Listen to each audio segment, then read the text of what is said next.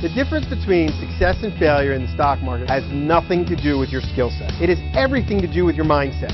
I'm Evan Lazarus, Chief Knowledge Officer and Mentor for T3 Live. I'd like to invite you to an exclusive trading education event in Charlotte, North Carolina on Saturday, March 16th. Attendees will learn what we believe to be the 5 biggest mistakes that plague the average trader and how to overcome them, with a specific focus on trading psychology and risk management. Reserve your seat at t3live.com or call the number below. I look forward to seeing you there.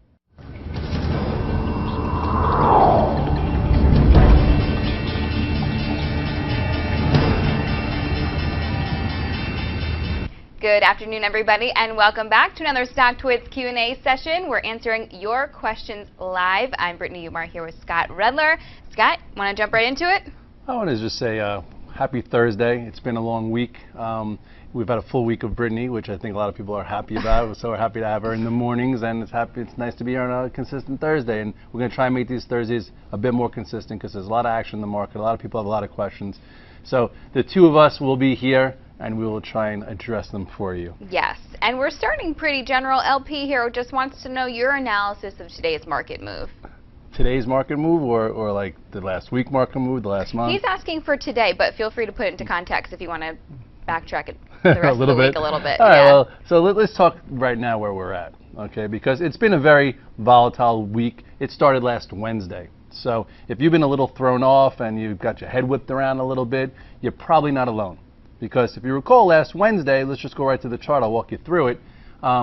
Right here was that first day when we pretty much took out the 8-day moving average, which then put this ascending channel in jeopardy. So from there you had, at that point I think a lot of traders tried to be a little short. You had a little follow through. I know there I pretty much said, okay, I'm going to cover, but not necessarily looking to go long, or add positions back. And then from there you had a little snapback, a little higher than people would have wanted, and then boom, that was a real harsh down move. So from there, made a little sense, right? What was the high here? The high was 1530. Here's your low of that day was 1487. So, what I do, Brittany, is I look for a red dog reversal. So, on that day, I'm like, let me try and find a cute buy. Could have been across a lot of different ETFs. I know in the morning call we talked about the red dog reversal strategy with ETFs and stocks. So on this day, said, okay, I'm gonna put that strategy to work. You go back to the chart, and you'll see this is the strategy. Here is the low of 1487. Here's the low of the day thereafter, 1485. You could have bought this, okay, and then had a nice active trade, and then you could have taken it home, because sometimes tactically, even if you're tactical in that portfolio approach, you look for a day and a half, and not only did you get a day and a half, you had a day and an explosive half. So if you kept it and said, I'm going to just trail it, have this as the low, now you have a short-term red dog reversal from the other way, where it pushed through the highs. So today's high was 1525, okay? Yesterday's high was 1520, and then it closed below. So, right now, if you're still being tactical, there's still money to be made tactical. If you're not loaded in longs and riding this out and felt comfortable buying into this dip because you thought maybe it could be a little bit further, you thought maybe, we would come into this trend line, which was lower, because a lot of people did think that this wouldn't be it. It is what it is. So at this point, here's the halfway point. This is like 1506. If it wants to make a better attempt to break out above this resistance / channel, I would say, hold 1506. If it can hold 1506, then it could be more of this range type trading where you see, back and forth action, and then you could have just expanded knowing where, bigger support is, which is right here. So right now you're in the top of the range, failed again. Let's see if it could hold higher and show commitment to it, and then we'll see the action thereafter. So Stone Street Trader asks, do you think we can comfortably buy or add here after the snapback? Well, we'll see what happens tomorrow. Each day I'm treating differently. I don't have just short on the brain, and I don't have, I'm not looking to go buy, the same amount of positions we had during the last trend, but I don't think you fight it. So with today, what's interesting is, that little sneaky pull-in that happened in the afternoon happened a little bit earlier. I was, talking to Lou on the desk. I'll even say it. Yesterday, if you remember, around 3:40, there was like a sneaky pull-in just to close off the highs. No big deal, just to shake the tree a little bit. And then today, the pull-in or that faulty action started earlier, and we were saying, oh, well, they started a little earlier. Maybe they pulled the rug out. So that's, so some guys added extra spider short. So if you want to look at the chart, on a more micro basis, look right here. Look at the 5-minute chart of what took place here. If this was a daily chart, it would have been bearish and you would have been loading in, because look what you had here. You had an ascending channel. This is, by the way, your 5-minute chart in the SPX. You can do it in the spiders. Okay. Here was an engulfing bar at the highs. You know what? I'm going to go to the spiders instead, because a lot of people trade that intraday also. So, here is your ascending channel, okay, where it broke out into the afternoon. And then what'd you have here? You had a micro outside day where it tried to make a new high, and then pow, it engulfed this entire hour and a half time period. So that could have been, okay, you know what, we're near the highs, we're near this, let's add on some hedges, let's add on some shorts. And then from there, it came down to support, and then its support really didn't bounce, or it didn't retrace much at all. Or even right here, once you had that one bar, it put a little bit of a bear flag before continuing. And then as it got closer and closer, it just rolled into the close. But right here, this outside day in the 5-minute chart gave you a little heads up that, we might not be closing on our highs, and you might want to take off some longs into that 1525, 1530, or you might even want to, add to some shorts or some hedges. And, if you did so, you made some cash flow. Hopefully you covered a little bit into the close. And now you go back to the daily chart, and you want to see if, again, like I said before, some guys might be going out short because of, this type of tail into resistance, and then you want to see how much that could pay you or where it can go. Let's see if it holds halfway or goes back to the bottom of the range. And tomorrow is, of course, March 1st, and we have Remark here who is asking, do they always put new money to work on the first day of the month? Do they always? If they always did something, then everyone would be rich. So they can't always do something. So at times, people do get new money to allocate to work. So you do see some inflows. For some reason, sometimes it happens on a Monday. And then, so a lot of people say, oh, today they were trying to mark up the market for end of the month. All right, so people's performance could look better. I think that happens, but you can't put too much focus on that, because like if you said it was going to happen into the close, would they mark themselves up into 2 o'clock? No, they have to wait to the close. And then, so tomorrow maybe there's some new funds that come in. I think you watch the action a little bit more. Typically, I think there's more focus on that when it's at the end of a quarter, because people get quarterly funds, and after a half year or even after a new year. But monthly, it's not as powerful. And then you also have the sequester tomorrow, which is also going to be something to throw in the mix, which I do think is going to take place. And we have to see how, once those headlines hit, we'll see how the market reacts to it. Right now, they're trying to just ignore it. We have a lot of short questions today, a lot of questions pertaining to shorts. And before we dive into some of them, what do you make of that? What do you think that says about the sentiment right now? Well, that's good. That means that everyone's not overly bullish. That makes it that we can continue higher. If everyone was saying, oh, what could I buy? We're going S&P 1700 sooner than you thought, Red Dog, then I would think sentiment is too much to the bullish side. So for those who are contrarian, who like to play the contrarian view, here we are getting close near highs, and all everyone has is short in the brain. Same way when I was trying to do that Red Dog reversal earlier this week, and I'm getting hit from sales traders saying, I hate the market here. I'm sending out a note. People are saying this isn't confirming a bounce. That's not confirming a bounce. Meanwhile, there we go bouncing, and everyone's trying to be extra smart. If you look overall at the trends, let's just look at some of these trends here, and all everyone wants to do is short, and all we have is a really nice trend. This is your macro trend that's been intact. We've had a few intermediate trends that I've talked about in some of my presentations, that if you're a professional trader and you're actively fast, you could maneuver them for alpha. Remember this head and shoulders pattern? This actually was really interesting, because this was last year. Last year we wedged, and then we followed the 8 and 21 day. Look, it got a little choppy here too before making new highs in March. Then it came down, made a lower high, then finally it did break in April. From there, you had a 6-7% correction or something like that. So you could have played the short side there when it broke. Then you had another trend all the way to the highs, and then it actually became an accelerated one, and then it broke right here, 1440. So that was your spot that you could have got out of the way and made yourself a nice amount of money from the short side, or at least got a little bit more tactical, raised some cash. And then from here, we've been just riding this trend. This one's been a bit more accelerated. Okay, so now we just broke that. So now let's see if we go sideways in this area, and then this is more macro support. But overall, it's much better buying the dip on a macro sense versus trying to, short and make money on that direction. But again, at this point, when we're that close to the highs, everyone's always looking to get the free money, which I think a short is fast. Because look what happened here. Look at that day. Like, that day was, harsh, fierce, and fast right here. Boom. So people and traders, the traders they like immediate gratification. So do I. Do you like immediate gratification? Who doesn't? Right, you like a compliment if you look pretty, or if you go somewhere out to dinner and the food's good, the waiter likes. Everyone likes compliments, and the best way for a trader to get complimented is a fast move. That's why traders like momentum, because momentum moves happen fast. You can put it on, make money, take the risk off. But anyway, so that's why a lot of people love to be short, because when it happens, it happens quick and engulfs a lot of days. But if you're fighting those days until that one day happens, you didn't do so well. So anyway, just take short off the brain. And there are some tactical shorts today. I just showed you on the 5-minute chart how you could have seen some faulty action in the spiders to make some money there, and you could have overlaid that into so many different stocks.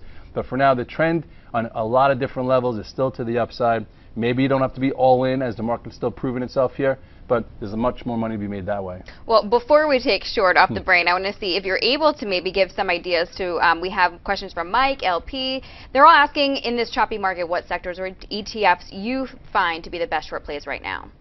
Well, in this correction, I just was looking to see what sectors have been acting best, what are near highs, and what came in the most and is just back at resistance. So if you want to short a bounce and you don't believe in this rally, there are some sectors that were weaker and that have bounced back into resistance. So if you want to see, first I'll show you the few strong ones, because you go, just take one more look at the spiders. Look where we are. We're right around the highs here, reversed pretty hard. So you want to see what sectors are either above the highs or near it, so they're in line. I think the XLI is in line. Okay, you see that move right back to the high. So this, is kind of just like the spiders, where you don't have to be in a rush to short it. It's in line with the spiders. You look at just say another. What was that other sector that I was looking at that was pretty in line? The consumer staples. I'm not the RTHs. I'm sorry, retail. Different pattern actually. I think this is even stronger than the spiders, where it's still closed green near the high end of the range after retesting the 50-day moving average. But then you look look at the home builders, XHB. It only came back to retest this broken trend line. So if you think that we're going to roll over now, look how far away the highs are. Here's a small little red dog reversal this way, where we traded through, closed here. This was a spot that you probably could have said, I'm going to try a tactical short, because look how far off the highs versus where you just saw the industrials and you just saw the spiders. Another group like that too is the ags. Ags, closed green today, but it's so far off this last breakdown here. So this group is showing relative weakness. If you wanted to be short, the metals have been the worst group. They had a feeble bounce off macro support, and now look at the GLD. We talked about it the other day. Come back into this. This was either the two-way it can go, and obviously it didn't go this way. You had a nice 3-day move, and I think in the morning call we said, in order to see if what I said, if this area could hold 154.50, to see if it some commitment to the 3-day bounce, perhaps it can continue. But what happened is you had pretty much a bull surprise, where you closed in the highs, open lower, then had another move lower, and right now it's still a lot weaker than stronger. So the metals have been a lot weaker, but then you have to think about it in the other way. If the market comes in and you want to be short the market, typically when the market's been going down, the metals have been rallying. It's been a contra play. So I guess that's not the best example of what you can short there, but recently shorting bounces in the metals have worked. 148 to 150 is macro support, and if that happens to give way, then that's an area that's been showing relative weakness, and that might be a juicy one. There you go. There's a short idea for you. We have your friend Ben C. Banks here, who has a question about volume. He says, I'd like your thoughts on volume. For example, some traders need it for every move and don't buy unless there is volume confirmation. How many times in the morning call do we talk about volume, and everyone's saying, where's the volume? A lot. So with that said, if you wait for volume, you've probably been waiting for years. Anyone that watches the media, anyone that watches Bloomberg or CNBC or any of those, everyone's like, but it was a low volume rally. Okay, you know what, I'm not making fun of your question, Ben, because you're very good on Twitter, and I like your work. But the reason why I'm a cocktail napkin technician, not is because I just like drinking wine sometimes with my wife, or we like going out for Thursday happy hours. It's because you don't need one indicator to confirm another indicator to confirm another indicator, because if you have 20 indicators, 10 of them are going to unconfirm the other ones, and you're going to sit there, you're like this. What do I do? Anyway, but a volume is important at certain times. You always want to see a volume on a nice breakout, because then there's some people behind it that if we happen to open lower, they'll come support their breakout. You always want to see volume at like a capitulation low. You want to see volume on a red dog type reversal. Volume is good, but you don't want to stay out of the market because there's no volume. I know a lot of people yesterday were like, oh, there was no volume in yesterday's rally, but meanwhile, they got shorted they shorted the market all the way up, and then they couldn't handle it, and they probably covered in the morning or in the afternoon squeeze above yesterday's highs, before we had that little rug pull in the afternoon. So with that said, like something interesting here, like I hate, Facebook has been horrendous, okay? And it finally had another little red dog reversal, but I did look at it today and say, you know what? I want to see what the volume was like today to see if there was anything different, okay? And here was a day of decent volume, okay? Decent volume and a reverse, so I got back long it. Hopefully, I guess if it were to clear this little downtrend, it would have a move to the upside there. So here was a day when volume came in, and maybe it's important. I remember LVS 2 quarters ago or so when I talked about the capitulation move in LVS after a big move from the highs. Here is where you had your outside day. Here on earnings, okay, it opened lower. It was priced in, and look at the volume. This was capitulation volume. This, you could have said, I'm buying that low in LVS versus, and if it doesn't break it, I'm going to stay with it. So you had a nice volume capitulation. That's a textbook. Buy it and try and stay with it. And LVS has worked, since that point, going across. Okay, and then let's see when it broke out here. Okay, this is also a spot where you want some volume. You remember this channel in LVS going sideways? So to gap up and start the year, look at the volume right there. Light volume while it's in this basing process. So on this day, you saw nice volume. So that was your day to get involved, and it wound up going higher. And lastly, just because we've been talking about it, we've been talking about the 3D sector, and a lot of those stocks have been hammered. And a few days back, finally, Triple D split 3 for 2, and it opened down and came off the lows, and I think we put it off the chart saying that could have been a capitulation low. Look at the volume, look at the extreme nature of the move. Go to Triple D, and there it is. Look at the volume right there, and look at this wide range big bar. So with that said, it was worth taking some long. And now I think, I tweeted about it today and said if you were taking it for an intermediate bounce, this is probably a good area to sell it. But overall, look at the volume here. So it could, it was a buy versus that low, and from there, you made yourself a nice percentage gain. But here is when the volume was important at a key level, and I threw a few other things in regards to volume in there because it is important at times. And if there's lack of volume in a strategy that you have, just trade the strategy, but do a little less. All right, now what about banks? Stone Street Trader wants to know, what's your favorite bank stock for 2013, 2014, and why? Well, that's a tough question because it rotates and it changes. Some bank stocks I like to trade for a move because the ranges are bigger. Some have tighter patterns, and some I feel more comfortable saying, okay, you could buy it now, and in 2 years from now, you're probably pretty safe that it'll be a lot higher. So with that said, in August, I went with Bank of America because it had the best pattern, and I thought that it could, continue and, stair step higher. And in our 2013 thesis, we talked about 14 to 16. I still think it can get there, but short term, look at Bank of America. Short term, it's not bouncing back the same way, and I'm long a little Bank of America, but if you look at, this was the core trade in Bank of America, okay, broke out really well. Here is your bull flag continuation, and then this is when it broke a cute level where you could have taken some risk off. It also broke this ascending channel here, so this was a spot. So with that said, you could have taken some risk off, but if you didn't get back in it and you were in the long term, you were probably feeling a little bad about it here. But then you also had another small short-term trend that it broke. So lo and behold, here's this upside channel, okay, and now Bank of America, as far as if you went with Bank of America for a big bounce, in the past 3 days, look where it is versus the high. So this is showing a little relative weakness right now. Okay, you go to JP Morgan, that wasn't so explosive, when Bank of America broke out, but it looks like, look at this bounce back. This bounce back from this reversal went all the way back to the highs a lot quicker. So that happened to be a better trade for now. Okay, and if you talk about last year's percentage moves, it didn't have a huge move because look what happened with that, the London well scenario. But if you timed it well, you could have made money. But anyway, it's all timing. And right now, JP Morgan, I think people are looking at JP Morgan to see, what type of commitment it has to this wide range bar yesterday versus the highs. So I would say watch JP Morgan. You have your moving averages coming into play. If you could hold the upper end of this channel, I think it'll be healthy. So JP Morgan, is a little less erratic, doesn't trade as well but I think longer term you'll hold it. And lastly, Goldman Sachs. This one is where traders tend to flock because the moves are somewhat bigger, not percentage-wise, but trading-wise. This was the 121 breakout in Goldman, okay, and then you had your gap up to start, which it wound up holding the 8-day moving average the entire time, and it was a nice hold for investors. And then it turned into a really nice trading vehicle recently because it broke this upper channel. So let's take a look here. Let me let it be visible for you right there. And this is when it broke the 8-day. So if you were riding this channel, you got out of the way, or you could have got short this day when it, it's the first time you saw, a king and queens formation, which I call it, which is a green and red day engulfing in a row, and that's the first time you saw it during this entire trend.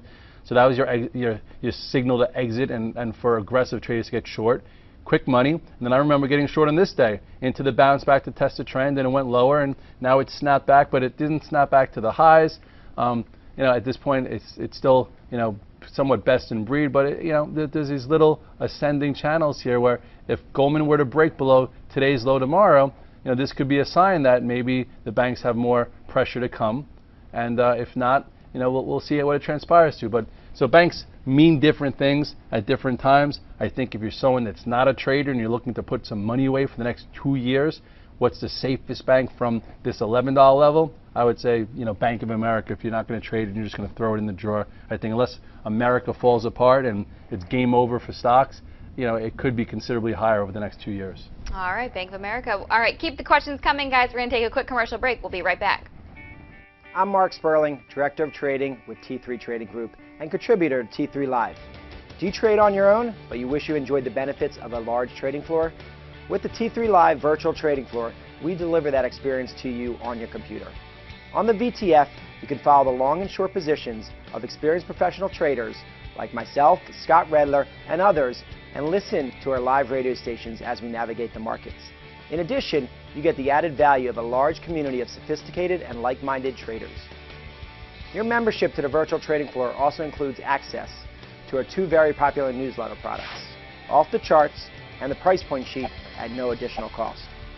In my opinion, joining the room will be the best trading decision you will ever make. I would like to invite you to begin your membership with a 7-day free trial. To get started, visit t3live.com and click on the Virtual Trading Floor tab. Have a great day, and I look forward to seeing you in the VTF. We're back answering your questions live. Let's talk retail. We have one from Stock One Trader asking about a name we talk a lot about, Coors. He asks, what's a good entry point right now to get into Coors? Well, this stock, few different ways, okay? Great new issue, one of the 3 amigos we talked about, and it was acting very well, after earnings. And then they announced secondary, and that kind of put a big dilution or big overhead on the stock. So a lot of people were looking for that type of entry. So a few days ago, we saw a red dog reversal. We saw that type of entry, and now I think it's a little tough. If you look at the chart here, of course, you'll see that here we talked about it the other day, where this was your gap, and we like to trade against gaps as long as they hold. And this is when they announced a secondary, and it broke, and it caused weakness. So guys who were looking for an entry, here was your red dog reversal entry where it traded below 57.85. Hit that day, 57, wound up coming above it, okay, and then now it's it's in no man's land. So I would say you have to be pretty careful with Coors here. If you're a macro investor, it really doesn't matter. You want to talk about Coors from a macro stance, you will see that. Let's go to the weekly chart, you can see it better. It's been an unbelievable ride for you guys, okay? Look where it came out as far as the IPO right here. This is when it cleared one level. This is when it cleared another level. Then it based again, went through a time frame when, it had to absorb a huge move from the IPO. And then here's where it broke up again. So right away, right around here, it's just another day in the life of Coors if you're a long-term investor and you're going to stay with it for a while. As far as, short term, if you're not in it, okay, that was your spot right there. And I would say at this point, if it comes in tomorrow and you want to trade versus here, you could trade versus here, but I think it's going to have to be in one of these time frames when it does a lot of this, because it has to absorb and it has to continue to repair the damage that just took place right there.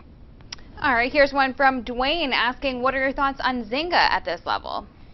Zynga. Zynga is a stock that even traders love because when it moves 8% in a day, but then dies. And we talked about Zynga after earnings. In my head, I think the price was $275, $285, and we figured maybe you can get close to $4. I haven't really been in it for a while, but if you take a look at it with the whole gambling scenario that everyone's been talking about, it does look as if that there's something decent about it. This is when a lot of us were looking at it and had a lot of fake out moves. This move, boom, fake out. This move, boom, fake out. And then finally we had a decent move in Zynga where on earnings it broke above 280, wound up going almost to 380. That's a nice percentage move. And if you look on the longer term chart, it got into the gap a little bit and it filled a portion of it. So as far as now, with this type of stock, if I were in it, and you want to see it maybe continue, I would say the longer it holds above 326, so to speak, the higher the probability at some time it might be able to take out this resistance of about 370, and then you could see more of a gap fill to the upside. The stock has been battered and bruised. This was something that everyone thought would work out phenomenally, going into Facebook IPO, and wound up being a full-fledged disaster. Tried to give you a little bit of a chart lesson here because I was involved with this during this whole trading time frame. Here's when the IPO came out and it didn't react well. It took a good 2 months before it finally got a level of shareholders and points of reference, and then this was a nice trade right here when it finally broke out above that level, broke above the highs of the IPO, and then what happened? This is when everyone in the world started getting so bullish, and what's this day? In technical land, this is a very, very important day. You don't care what sales traders say. You don't care about what people say on TV. When you have an outside day, okay, and closes on the lows, and then doesn't get back above, okay, it's a sell signal. I bet you I put in the volume here, and we'll see what type of volume it was that day to see if it confirmed it. So let's go to basic studies. Let's go to volume, and this was this day, and look at the volume. That was some pretty big volume based on, look at the small volume here, small volume there. Here you have big volume, selling the excitement. And then from there, it just meticulously went to the downside. So we call this affectionately our trash for treasure trade. And at this particular point, I just showed you before. Let's move it over, I guess. This area has to hold. Look at me, I'm like, I'm trying to be a coordinator here. How does this look, Brittany? Not so good yet? How are you? All right. There we go. So here's where I think it has to hold. Like if I were in this stock, I would say, okay, I want to see it hold above this, actually 340. If it doesn't hold 340, it could just fail and be like a false breakout. If it holds higher here and blows off, I think the Groupon news kind of hit it too. People were playing this for a big bounce, and it wound up being a decent trade, and then that Groupon news kind of took some of the wind out of the sails of other stocks in that group.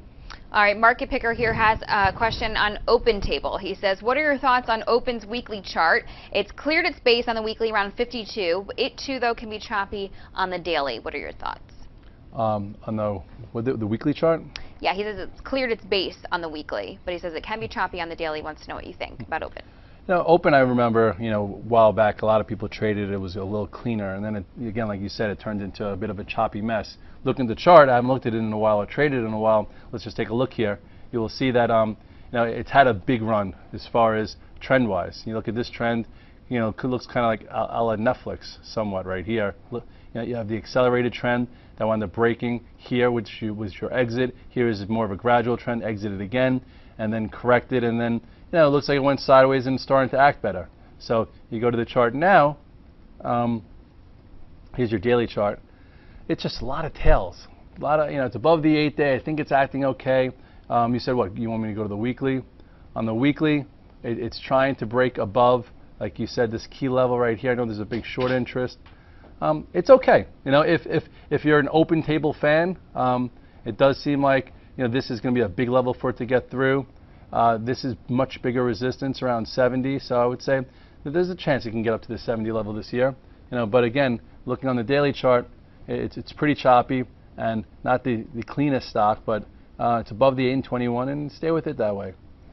All right, we're getting some questions on Herbalife, and before we address the questions on how to play it, here's one just asking where you stand on the Herbalife debate, Icon or Ackman? That's funny, right? Everyone in the world was in their seats when that whole debate happened. I think I was on the stair machine with my headphones on watching it, and it was awesome. John, get out of the picture. It's okay. You guys remember John? He was he's the editor-in-chief. He's trying to fix the laptop that went down so we can get more of your questions with full disclosure. So with that said, you can just come on in, John. There he is. Say hi to everybody, John. Oh, you're not even waving. Come, you can come. How you doing, everybody? No, wrong side. There he is. Come on in with me. There we go. There we go. Everyone. There's John. All right. See ya. He's saving the day. Okay. He might be doing the relaxed morning call tomorrow. But anyway, with that said, Herbalife, it seems like it's turned into a media focus because people tune in when they talk, and the way it went last time with the cursing and the out of whack type of scenarios, it was great TV. But as far as the stock and the fight, there are trades there, but I would say just don't let it ruin your day. I know I came back and I saw the news that Icon was getting on the board. Now he could buy 25%. So if you were short, something definitely to be a little scared, right? Here's a guy that could continue to buy up the float, big short interest, but both of them are very smart, powerful guys. So I would just look at the chart more and really know your risk, because as much money as you can make could be taken away like that. So you go to the chart here, and you will see on Herbalife that way back when you had the big decline. Okay, this was huge. I think this is when it was fully disclosed, and then you had the breakdown. Okay, first of all, this was fast and furious. You look at that, and then some people were saying this was like a little bit of like a crazy head and shoulders type of pattern, where here was your your left shoulder, your head, your right shoulder. Actually, this doesn't look anything like a head and shoulders pattern, but anyway, it broke support. So here we are recently. I will say that I think guys were looking at it today, technically, not even knowing what was going to come out, because what happened here? You had a bit of a reversal, okay, right here, and then you saw a commitment, and then it started breaking higher. So right in this area, it looked as if people wanted to buy it regardless, and then you got a little lucky with the news if you were in the halt. And now I would just say here's resistance. It's going to be a battle, and there's going to be a lot of trades along the way, and it's going to be very headline driven, so you just have to be careful. Don't have too much size with it. All right, here's one from Market Picker about Boeing. He says he knows that you like Boeing longer term, above 78, and his personal target is 90. He says, how would you recommend timing an entry with it being a bit choppy? Well, if he's looking for a target for 90, that means he's probably not an active trader, more of a macro swing. And I think a little bit in the base, and then a little bit when it breaks out. And this was in my 2013 thesis because I saw the size of the channel. The same way I saw the size of the channel for Walmart last year that worked out well. Same way I saw the size of the channel for Google that went to all-time highs, and Home Depot. All three of them were because they were big channels that showed mega cap accumulation. Okay, I don't know about Boeing's business. I know they make planes, and hopefully they start putting TVs on all of them. But anyway, actually we have iPads now, who cares? So you go to the chart here, and you will see this long channel, okay, going across.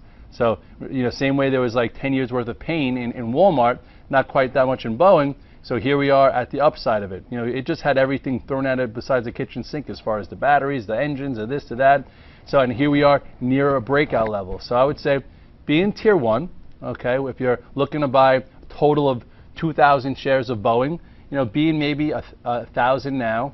And if you go a little bit closer, once it starts to get above this 78, you get into tier 2, and then let it just work for you. Okay, let it then take out the high that was put in right here. This high here is about 80.21. So with that said, these type of stocks you don't hear a lot of people in the trading floor talk about because they're choppy. Now, Brittany, there's a big difference between stocks that are good trading vehicles and stocks that are good investment vehicles. And right now, Boeing, I would think, it's something that if you don't look at it on a day-to-day basis, it's something you put in your drawer, so to speak, and there might be a good breakout in there. There might be this trade right here where it blasts through 78 with volume. Oh, there you go, Ben, with the volume, and you get that clean move.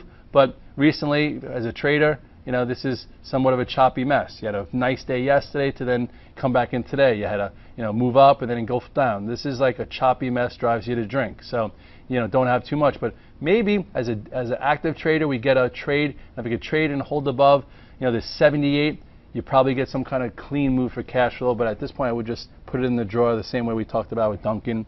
That was a good trader for a little while, but then we said put it in the drawer. Actually, let's see what Duncan is. Our good friend Dunkin' Donuts.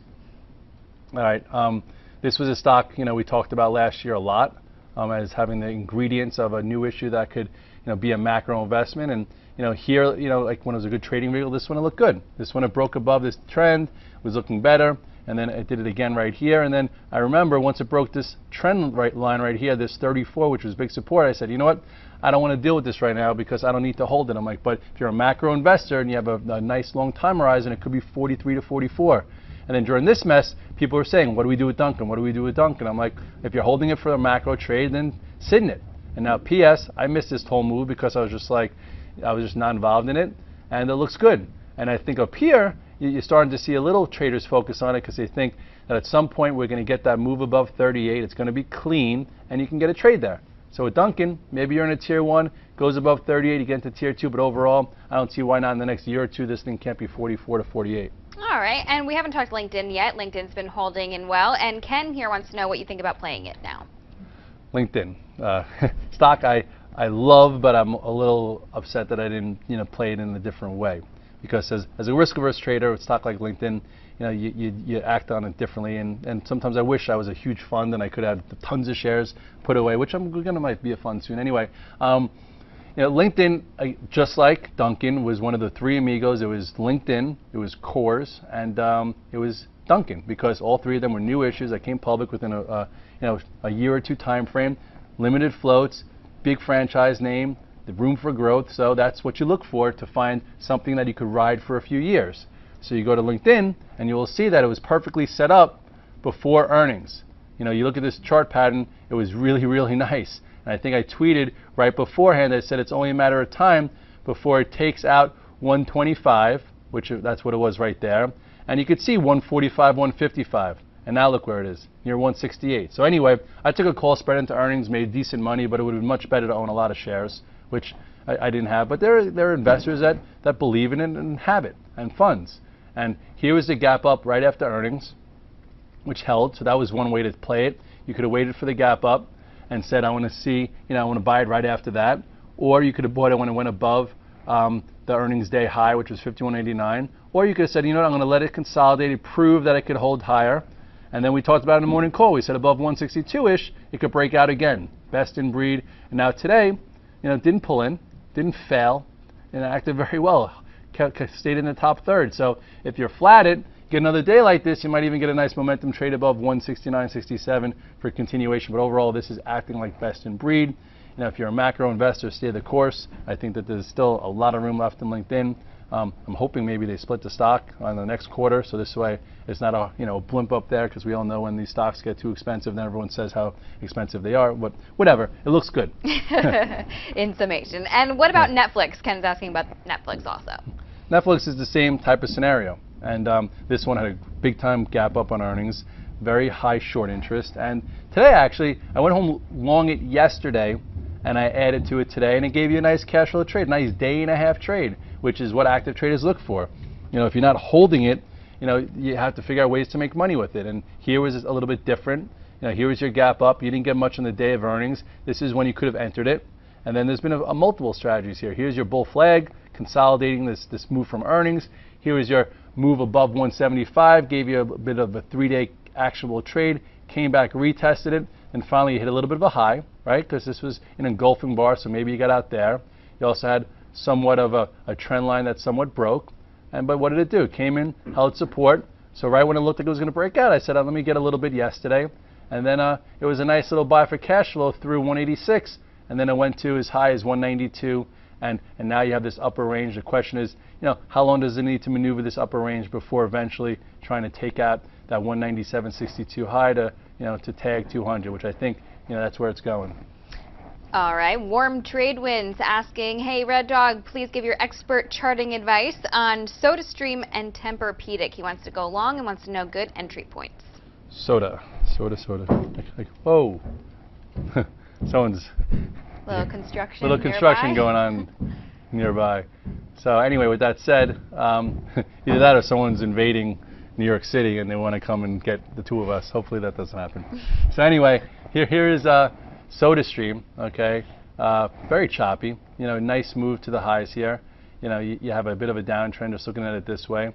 came in, broke below the 50-day, which this has been a volatile stock, so that happens, and now it's trying to regroup and hold the 8 and 21, which was rejected at today. I'd say if you're not in it, you maybe trade it versus support, and it's going to take probably some time in order to continue to base to absorb this big move from late November, and then when it breaks above this downtrend and you have a higher, lower high, and it makes a higher high, maybe that's when momentum comes back. So as of right now, it still looks like it needs time. You had a small red dog reversal, that gave you a 2-day move. It's kind of trying to hold in there. Here's a little micro level, I guess. If we were to start to get above 49.35, then you could see a move to this area. But it's pretty choppy. I would take trades or just buy a little bit and then put this as your stop. All right, and what are your thoughts on TPX? Tempur-Pedic. Tempur-Pedic. I don't really trade this one that often. If you look at this chart, you'll see it's gotten, wow, this was crushed. Trying to base and get new shareholders involved, and just came back up pretty strong, and now it looks all right. It's above its moving averages. It's kind of holding in there. I would say stay in it as long as it holds 38, and if it wants to continue, there it goes. It's in the game. It seems like you're gonna have a lot of old memories in here, right? A lot of people lost a lot of money if they stay involved. It did fill this gap, okay, which negated this last power pack, and it's okay. If you want to go with this, it wouldn't be for me. All right, we're bouncing around all over here. Stone Street's asking if you think we can buy here in the mortgage servicers, stocks like OCN, NSM, HLSS. Let's see, OCN. OCN looks like it's trying to regroup a little bit. Okay, you had a move off the highs, right? This was, I think, when me and Darcy were talking about in the morning call, or somewhere around here, or maybe here. And just like everything else, it came in, broke the 8, broke the 21-day, held support, had a nice 3-day move. So, I think it's okay. What you don't want to see is it reverse right here, okay, and create somewhat of a head and shoulders top, because that also wouldn't be great for the market. So as of right now, you just had your quick snapback, so I wouldn't be chasing it, but see if it holds in there and resumes the trend that's been very, very strong for a while. So at this point, it's been a really good stock, a really good investment, decent trade. I would just be careful that that this 40 doesn't reject it and it comes down, because then you have a little bit of a head and shoulders top there. All right, well, that is all the time we have for questions today. Scott, any closing thoughts as we head into a new month tomorrow? I hope that's not the dragons at the gate, and I apologize. We're in a big office building here, so if you heard some banging, it is what it is. My closing thoughts is this, Brittany. You had a lot of traders that thought the rally was over, so they probably got out of some of their swing positions, which is what I did also. Okay, I'm an intermediate trend follower. In the last 3 months, I've had between 10 to 15 positions. So with that said, I also brought down my positions, and I also said I'm going to take some risk off, because IBD went into market correction. First, it went to rally under pressure, then market correction, and that always tells me to be a little bit more caution, raise some cash, and why not? So with that said, you see us back at the highs, and you don't have the positions you used to have. You could either beat yourself up, which I don't think is the prudent thing to do, or you could say, you know what, it is what it is. That's the way the market's trading. But if you got short at those lows, after a pull-in, and you rolled it up this entire way and covered into today's move, you know what, you got a little opinionated. You probably, didn't trust your levels and use your retracements, and you got to change that, because you're probably the same guy that might have rolled up their shorts all through the first quarter or January when the trend looked great.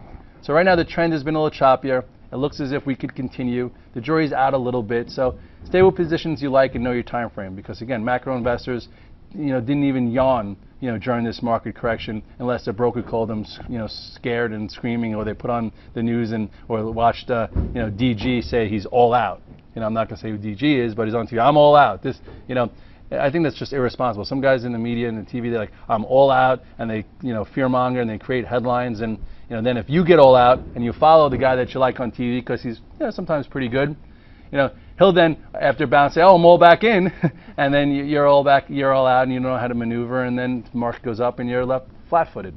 So just take everything with a grain of salt, know your time frame, keep educating yourself, make your own decisions, and you'll have conviction enough to make money. All right, thanks, Scott, and thank you guys for sending in so many great questions tonight. We'll meet you right here next Thursday for another StockTwits Q&A. Have a great night. I'm Evan Lazarus, Chief Knowledge Officer for T3Live.com. You don't become a great trader by watching videos and taking courses. You become a great trader through live screen time. Accelerate that learning curve by tapping into the experience of seasoned professionals. Currently, we're offering 5-day free trials to each of our 4 mentoring rooms. In the mentoring rooms, we teach our strategies in the context of the live market. To sign up for a free trial, go to the T3 Live education page, fill out the form, and get started when the next trading session begins. We hope to see you in one of our mentoring rooms.